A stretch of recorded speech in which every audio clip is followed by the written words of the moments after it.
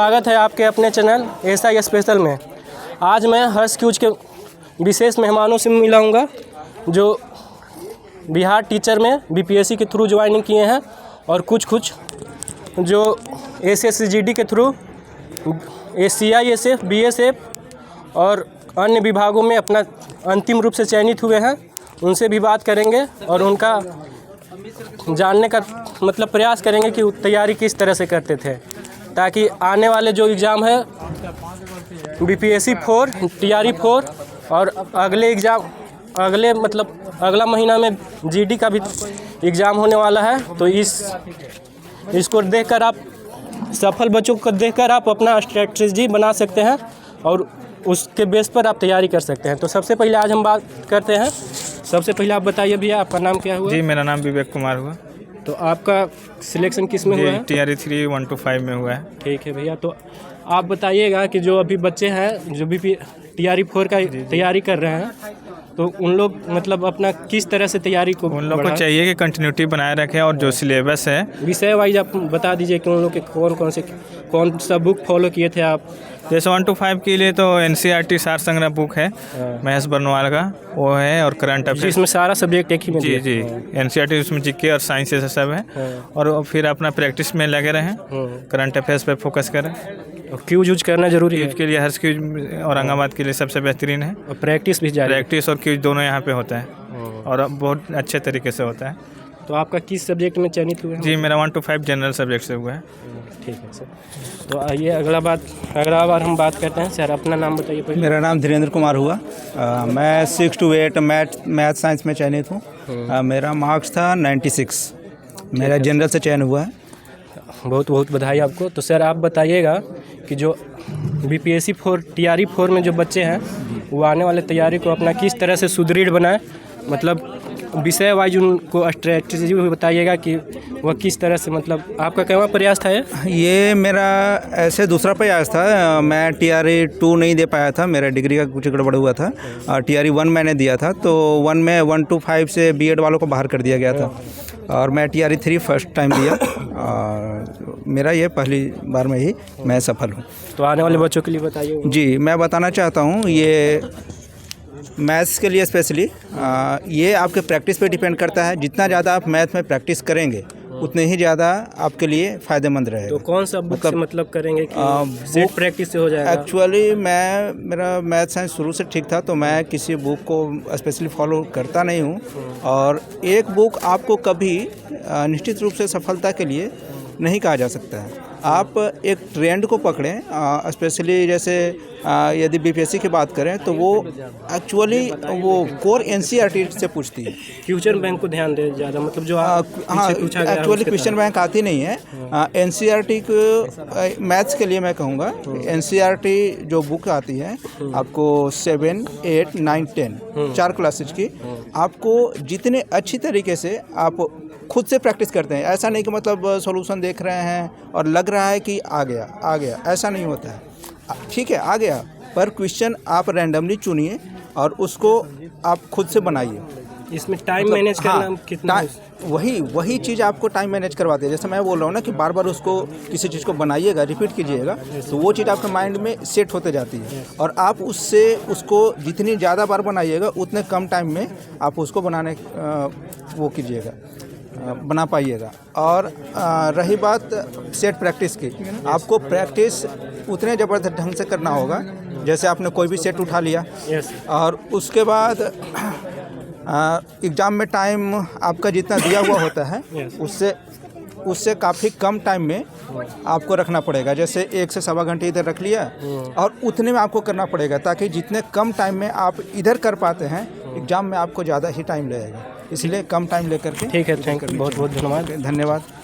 अब हम लोग बात करेंगे, हमारे बड़े भैया हुए हैं जो ये भी चयनित हुए हैं अंतिम रूप से बड़ी प्रयासों के बाद। तो इनसे बात करेंगे कि ये इनका मतलब कैवा प्रयास था और किस तरह से ये चयनित हुए। मतलब हर्ष क्यूज में जो बीपीएससी के लिए, बीपीएससी टीचर के लिए जो जिसमें तैयारी किया जाता है, उसका संचालक भी भैया रहे थे।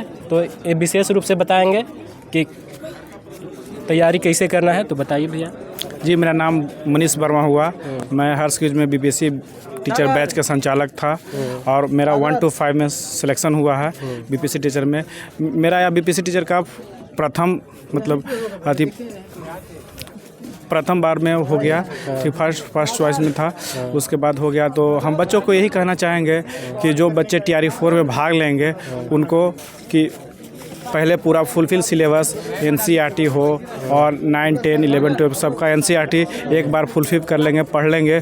उसके बाद डेली एक सेट जो भी सेट मिले डेली एक सेट बनाएं और किसी संस्थान से हस्कूज या किसी संस्थान से जुड़कर डेली सिलेबस पाकर क्यूज करें। उसके बाद कंटिन्यूटी बनाए रखें। आपको TRE 4 में एकदम सफल होइएगा।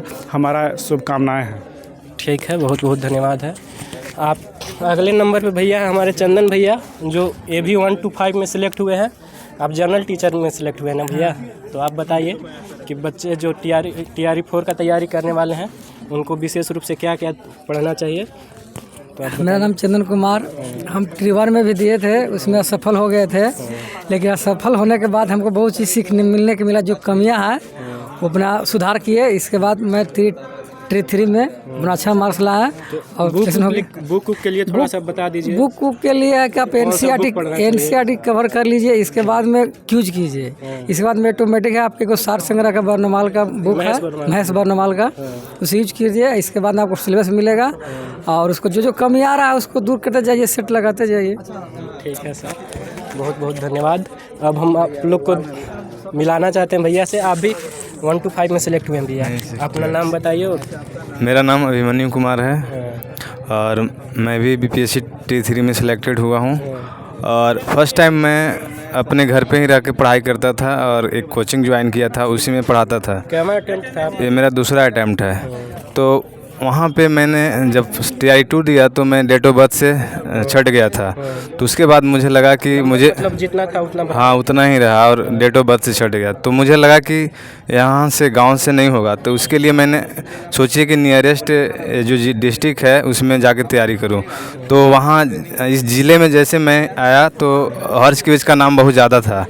तो मैंने यहाँ पे आया और सबसे पहले मुलाकात मनीष सर से हुआ, जो BPSC टीचर मंच के संचालक करते थे। और उन्हीं के देख रेख में हम लोगों ने क्विज किया और सेट प्रैक्टिस किया, जिसके बदौलत आज मैं फाइनली सिलेक्टेड हूँ और मुझे बहुत खुशी हो रही है। और जितने भी हर्ष क्विज के आने वाले बच्चों के जो एग्ज़ाम है TRE 4 के लिए, उसके लिए बता दीजिए। मैं यही कहना चाहता हूँ कि जो भी अपकमिंग TRE 4 है तो उनके लिए बच्चों लोग के लिए यही कहता हूँ कि NCERT को एकदम पूरी तरह से फॉलो करना है, क्योंकि BPSC जो क्वेश्चन पूछता है वो फैक्चुअल क्वेश्चन पूछता है और ख़ास करके NCERT ही पूछता है। और अगर क्वेश्चन कोई अगर BPSC अगर गलत करवाना है तो उसके लिए आपको NCERT का ही चैलेंज करना होता है, NCERT को ही मानता है वो। तो NCERT को मतलब फॉलो करना है, उसको छोड़ना नहीं है। प्लस में सेट प्रैक्टिस डेली होना चाहिए और प्लस क्विज। और जो भी चीज़ें जो सेट में गलती करते हैं उसको एक नोट्स बनाइए और फाइनली जब एग्ज़ाम है उसके पहले एक बार रिवाइज कर जाइए और आपका सिलेक्शन पक्का होगा। ठीक है भैया, थैंक यू, धन्यवाद। अब हम लोग एगो बात करते हैं, जो हमारे घनिष्ठ मित्र हैं बिट्टू जी, TRE 4 का भी तैयारी कर रहे हैं और इनका SSC GD में पिछले बार विथेल्ड में CISF में पद भी मिला हुआ है, जो अभी तक ज्वाइनिंग नहीं हुआ है। और इस बार भी इनका BSF में अंतिम रूप से चयन हो गया है। तो हम इनसे बात करना चाहेंगे कि आप अपना पहले बताइए कि आप किस तरह से तैयारी करते थे कि आप हर एग्ज़ाम में रिजल्ट देते हैं। सबसे पहले धन्यवाद हो आपका जो मेरा इंटरव्यू लेने के लिए। मतलब मेरा नाम बिट्टू कुमार है। मैं शाहपुर का ही रहने वाला हूँ। मैं सबसे पहले तो मैं बताना चाहता हूँ कि जब पहले आप स्टार्ट करते हैं मतलब आप तैयारी, सबसे पहले कि आप पहले एक सिलेबस जो जिस चीज़ का मतलब आप तैयारी कर रहे हैं उसका एक प्रॉपर सिलेबस तैयार कर लीजिए। जैसे मैथ हो गया, रीजनिंग हो गया, किसी से एक बार पढ़ लीजिए। उसके बाद फिर रेगुलर सेट प्रैक्टिस और क्यूज करते रहिए। उस क्यूज और सेट प्रैक्टिस करने से क्या होता है कि जो आप बार बार मैंने गलती कर रहे हैं उसको बार बार मिलाने से कि क्या हमको गलती हो रही है तो उसको सुधार करने से आपका रिजल्ट हो सकता है। और क्या, और मैं कहना चाहता हूँ कि कि जो मतलब थी जीएस वीएस के लिए आदमी क्या करे, क्यूज से हो जाएगा कि लूसेंट पढ़े कि उससे और जीएस के लिए कि जो शुरू तैयारी कर रहा है, किसी का मतलब प्रॉपर बैच ले लें, चाहे कहीं भी कोचिंग संस्थान में मतलब एक बार देख लें, उसके बाद फिर जब वो पढ़ लेते हैं तो फिर डेली क्यूज और प्रैक्टिस करें। तो उसके लिए लूसेंट बेस्ट है, सबसे बढ़िया लूसेंट है। आप लूसेंट को डेली मतलब सेट क्यूज करते रहिए, आपका हो जाएगा। ठीक है, धन्यवाद। इसको काटिएगा ना, रोक के रखिए तो।